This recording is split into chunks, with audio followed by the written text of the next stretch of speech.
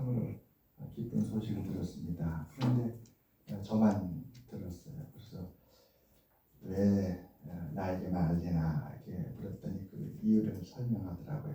그 이유가 제게는 더 큰 은혜였습니다. 지난 목요일 날 우리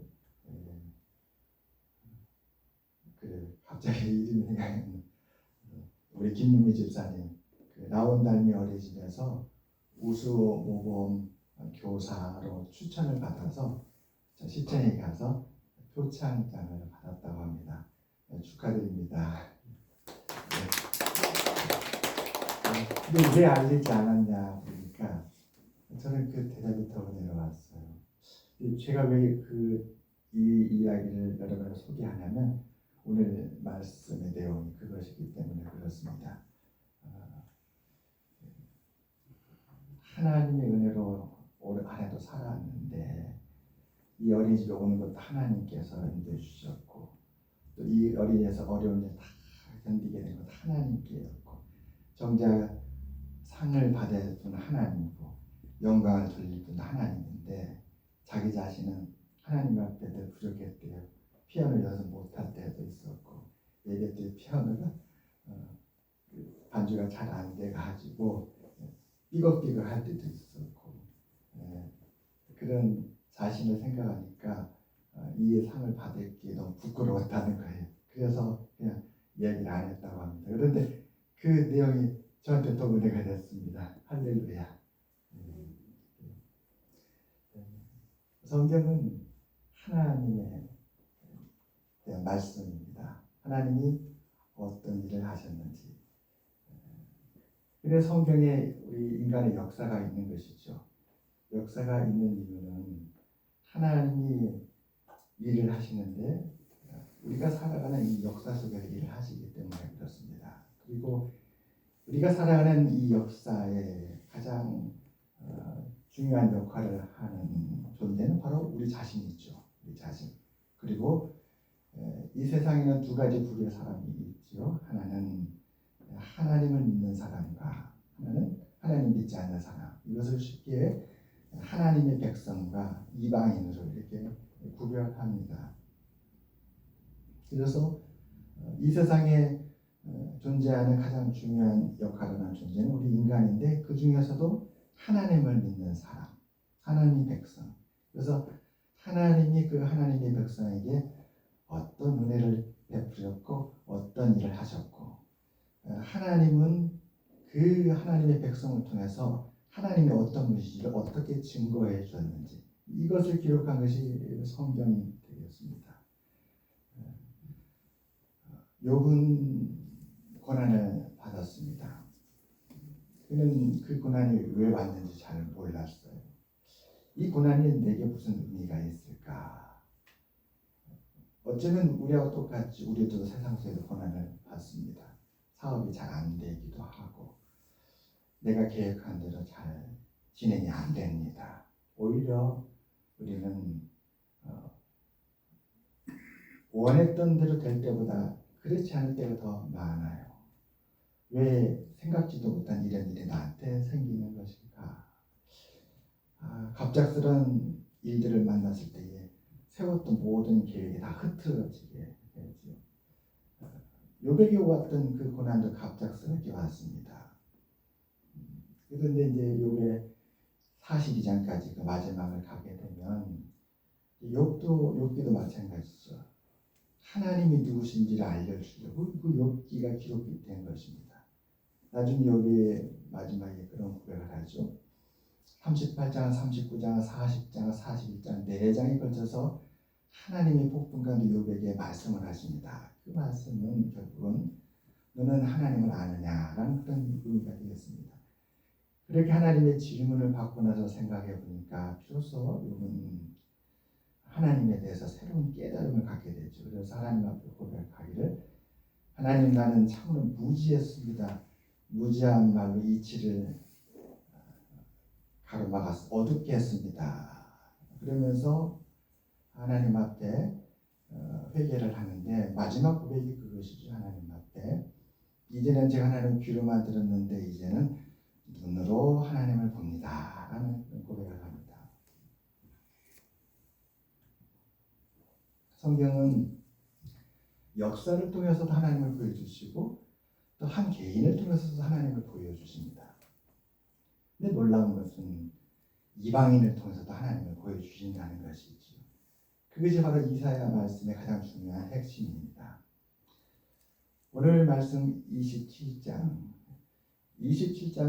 그 앞에 24장부터 24, 25, 26, 27 이 네 장에 걸쳐서 증거되는 특별한 묵시의 결론 부분입니다. 하나님은 이사야 선지자를 통해서 묵시, 곧 예언의 말씀을 주셨습니다. 그 예언의 말씀의 핵심은 회복과 구원입니다. 회복과 구원. 하나님이 이스라엘을 어떻게 회복하시고 구원하실 것인가에 대한 말씀입니다.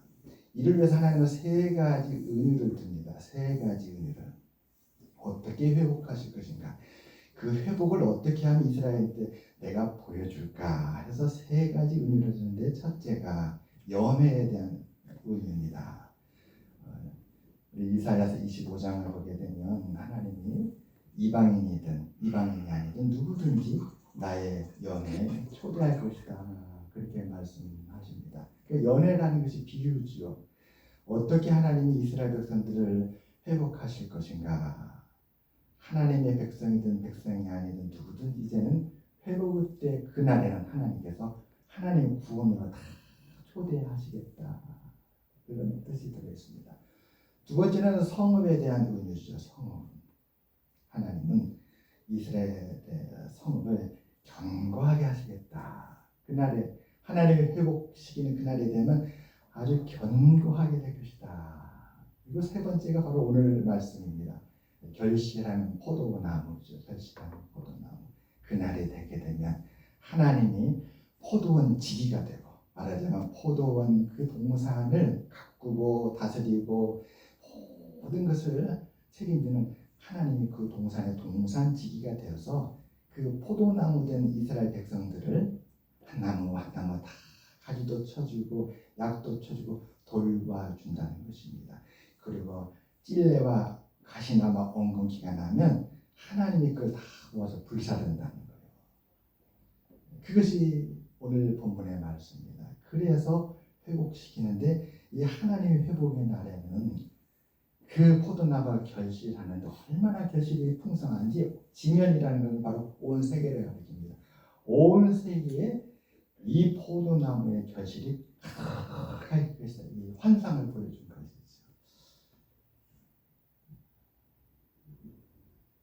성경에는 짝이 있다고 하잖아요. 이 24장, 25장, 26장, 27장 이 세 가지 의미는 놀랍게도 이사야서 1장부터 5장에 똑같은 의미가 나옵니다. 그런데 같은 의미인데 내용이 다릅니다. 이사야 1장, 2장, 3장, 4장, 5장을 보게 되면 거기에 연회도 나오고 성읍도 나오고 포도나무도 나오는데, 이 앞에 나온 이 세 가지는 24장, 25장, 26장, 27장에 나오는 것과 정반대의 모습입니다. 그 모습은 제가 그 모습을 살펴서 요약을 해서 정리했는데 한번 들어봐 주시기 바랍니다. 이사야 25장에는 이방인이 됐든 이방인이 아니든 누구든지 모든 이들이 하나님의 귀한 자녀가 돼서 하나님의 연회에 초대를 받습니다. 그런데 이사야 1장에는 어리석은 자녀가 나옵니다. 1장 2절과 4절은 이렇게 말씀합니다. 내가 자식을 양육하였거늘 그들이 나를 거역하였도다. 소는 그 인자를 알고 나귀는 그 주인의 구유를 알건만은 이스라엘은 알지 못하고 나의 백성은 깨닫지 못하는도다. 슬프다. 범죄한 나라요 허물진 백성이요 행악의 종자요 행위가 부패한 자식이로다. 이 어리석은 자녀, 이 어리석은 백성은 하나님을 알지 못하는 그런 백성이었습니다. 하나님을 알지 못하니까 하나님의 은혜에 대해서 알지 못하고, 하나님의 은혜에 대해서 알지 못하니까 어떻게 됐는가? 악한 자에게 끌려가고, 그리고 이방 세상 대표적인 아수르, 바벨론으로 명명되는 그 세상의 권력과 그 능력, 그 위세 앞에 종살이 하면서 끌려가서 수치와 비참한 삶을 살게 됩니다. 이게 어리석었던 자녀들. 그런데 이 어리석은 자녀들을 하나님께서 회복시키기 위해서 고난의 시간들을 보내게 되죠. 하나님은 그들을 도우시는 분이시고 그들의 목자가 되시는데 이 하나님의 도우심을 떠나니까 아팠어요. 고통했어요. 그게 무엇인가? 하나님께서 설교 초기에 말씀했던 것처럼 하나님을 알리는데 이방을 통해서도 알린다는 거죠. 그래서 주전, 기원전이죠. BC 733년 그리고 701년 아수르가 북이스라엘을 침략해 와서 멸망시킵니다. 그래서 하나님의 백성들이 쇠사슬에 묶여서 끌려가는 수치를 겪게 됩니다. 또 538년에는 바벨론이 남유다를 침략해서 남유다가 멸망해요. 그래서 우리가 잘 아는 대로 다니엘서 보게 되면 다니엘과 그 귀족들이 다 바벨론에 끌려갔더니 어떤 수치를 겪어요? 이름도 바벨론식으로 지음받게 되고 다니엘에게는 그 우상에게 바쳐졌던 그 고기와 진미를 먹으라고 명령도 내리게 됩니다. 그런 수치를 겪습니다. 그랬던 그 이스라엘 백성들은 하나님께서 고난을 통해서 그들이 하나님의 역사를 보게 되는 것이죠. 우리가 참 어리석었구나. 하나님이 우리의 주권자시고 우리의 주인이시고 우리의 다스리는 하나님이시고 우리의 목자신데 우리가 그 하나님을 몰라서 멀리하고 어리석은 자가 됐구나 깨닫고 이제 돌아오는 것이죠. 돌아올 그때를 하나님께 예비하시고 그들에게 이사야 선지자를 통해서 그날에 연회가 베풀어질 텐데 그날에는 모든 자들이 그 회복과 구원의 연회에 다 참여해서 그 풍성한 은혜를 누릴 것이다. 이렇게 예언해 주시는 것입니다. 두 번째 1장 21절에 보면 하나님 앞에 반역하는 성읍에 대한 말씀이 나옵니다. 신실하던 성읍이 어찌하여 창기가 되었는고 정의가 거기에 충만하였고 공의가 그 가운데 거하였더니 이제는 살인자들 뿐이로다. 그러니까 예루살렘은 성입니다. 예루살렘 성이에요. 그런데 그 성에 살인자들 뿐이다.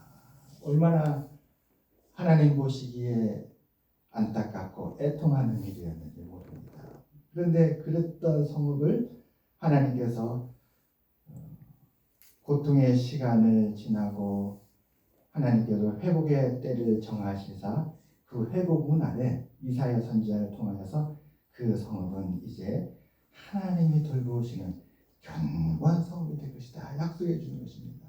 결코 어떠한 적이 쳐들어온다 하더라도 무너지지 않는 하나님이 지키시는 남은 자들을 하나님께서 붙들어 주시고 그 성읍에 있던 살인자들이 이제 다 사라지고 신실하게 남은 자들이 하나님께 돌아와서 그 성읍에 하나님을 예배하는 자들이 남아있을 때 하나님은 그 성읍을 견고하게 지켜주시고 번성하게 하여 주시는 그런 약속이었습니다. 그리고 이사야 5장에 보면 소출이 없는 포도원에 대한 증거가 나옵니다. 오늘 말씀과 정반대지요. 오늘 말씀의 포도원은 아름다운 포도원입니다. 그래서 이 이사야 27장은 그날에 하나님께서 이루실 그 포도원이 얼마나 아름다운지 노래하라 그럽니다. 왜 그렇게 아름다운가? 여호와께서 포도원 지게가 되셔서 때때로 물을 주며 밤낮으로 간수하여 아무든지 헤아리지 못하게 하는 얼마나 아름다운 포도원인지 모릅니다. 그런데 이사야 5장에는 정반대의 포도원이 나옵니다. 이사야 5장 말씀을 제가 들려드리겠습니다. 좋은 포도 맺기를 갈았더니 들포도를 맺었도다. 이제 나와 내 포도원 사이에서 사리를 판단하라. 좋은 포도 맺기를 기다렸거늘 들포도를 맺으면 어찌 되는고 내가 그 울타리를 걷어 먹힘을 당하게 하며 그 담을 헐어 짓밟히게 할 것이요 내가 그것을 황폐하게 하리니 다시는 가지를 자름이나 북을 돋우지 못하여 찔레와 가시가 날 것이며 내가 또 구름으로 명하여 그 위에 비를 내리지 못하게 하리라. 무릇 만군의 여호와의 포도원은 이스라엘 족속이요 그가 기뻐하시는 나무는 유다 사람이라. 그들에게 정의를 바라셨더니 도리어 포악이요 그들에게 공의를 바라셨더니 도리어 부르짖음이었도다. 이랬던 포도원이었어요. 이랬던 포도원이 이렇게 오늘 본문과 같이 전혀 다른 포도원으로 장래에 변화될 것을 이사야 선지자를 통해 하나님께서 선포해 주신 것입니다. 사랑하는 여러분, 하나님께서 이 이사야 선지자를 오늘 우리에게 보여주신 이 말씀이 앞으로의 우리를 향한 하나님의 은혜가 되시기를 주님의 이름으로 축원합니다. 그래요. 고난이 올 때는 힘들잖아요. 너무 아픕니다. 그런데 이 이사야서 1장부터 쭉 오늘까지 릴리하면서 오다 보면 고난은 우리에게 정말로 필요하고 중요한 역할을 하는구나 다시금 확인하게 됩니다. 왜냐하면 세상이 줄 수 없는 놀라운 하나님의 은혜로 우리를 인도하기 때문에 그렇습니다. 세상 사람들도 포도원을 일굽니다. 여름이 지날 때쯤 여름의 막바지가 되면 우리 변두리에 가게 되면 지방에 가게 되면 포도가 얼마나 결실을 맺어서 포도가 풍성한지 모릅니다. 그러나 오늘 이사야 선지자가 우리들에게 보여주고 있는 이 포도원은 이 세상에 있는 포도원과 전혀 다릅니다. 그래서 우리에게 하나님을 향하여 다시 소망을 갖게 하는 것이지. 하나님께서 포도원 지지가 되셨던 것처럼 나의 일터에 하나님께서 그 일터를 다스리고 경작하시고 인도하여 주시는 하나님께서 포도원 지지가 되어 주시옵소서. 하나님 아버지, 내 삶에 하나님께서 물을 주시고 밤낮으로 쉬지 아니고 돌봐주시며 하나님이 해로운 것이 우리의 삶을 해치지 아니하도록 지켜주시는 하나님, 우리의 삶의 포도원지가 되어주시옵소서. 이런 소망을 오늘 이사야 이 말씀을 통해서 하나님이 우리가 갖기를 원하시지 않을까 싶습니다. 예언의 말씀은 장래에 일어날 일을 보며 소망을 선포하는 것입니다. 이사야 선지자는 1장 1절에 우시야 왕부터 히스기야 왕까지 살았습니다. 우시야와 요담과 아하스와 히스기야 시대에 살았던 아모스의 아들 이사야가 유다와 예루살렘에 대해서 하나님의 은혜를 영감을 받아 보았던 계시의 말씀이라. 유다에서 히스기야까지는 참으로 혼란했던 시대였습니다. 우시야 왕은 52년 다스렸는데 마지막 노년에 그는 하나님 앞에 크게 잘못해서 문둥병자로 격리되어 살았습니다. 아하스라는 왕은 하나님을 의지해야 되는데 하나님을 의지하지 아니하고 애굽을 의지하였습니다. 그리하여서 그 하나님을 의지하지 않았던 그 일의 결정적인 원인이 되어서 아수르에 의해서 멸망하게 되었습니다. 히스기야 왕은 참으로 경건하고 훌륭한 왕이었습니다. 기도로서 나라를 지켰던 그런 훌륭한 왕이었습니다. 그러나 그도 완전하지 못하였습니다. 그는 바벨론의 사자들에게 자기의 왕궁의 그 창고에 있는 보물들을 다 보여서 자랑을 하였습니다. 그래서 하나님은 히스기야야, 너가 그 보물들 이렇게 자랑하느냐? 바벨론을 내가 일으켜서 너가 자랑했던 모든 보물들을 내가 바벨론으로 창고로 다 옮기겠다고 이렇게 말씀합니다. 그것이 우리에게 무엇을 말씀할까요? 우리는 하나님께 소망을 두고 살아야 되는구나. 우리의 삶의 진정한 포도원 주기는 하나님이십니다. 내 일터와 내 삶과 나의 하루하루의 시간과 내 소망과 내 수고와 내 모든 것이 하나님을 향하여구나. 이런 마음을 우리에게 갖게 하는 소망의 말씀인 줄 믿습니다. 아멘. 그래요, 사랑하는 여러분, 하나님이 이사야 선지자를 통해서 그 당시 유다인들에게 원하셨던 것은 회복의 날을 바라고 소망을 잃지 않는 것이었습니다. 오늘 우리도 나라도 혼란하고 전국도 매우 불안합니다. 이러한 때에 우리는 더욱더 하나님께 마음을 두고 여호와를 바라보면서 하나님을 소망하는 우리 모두가 되시기를 주님의 이름으로 축원합니다. 아멘. 기도드리겠습니다. 하나님 아버지, 우리 이사야 말씀을 보게 해주셔서 감사합니다. 특별히 하나님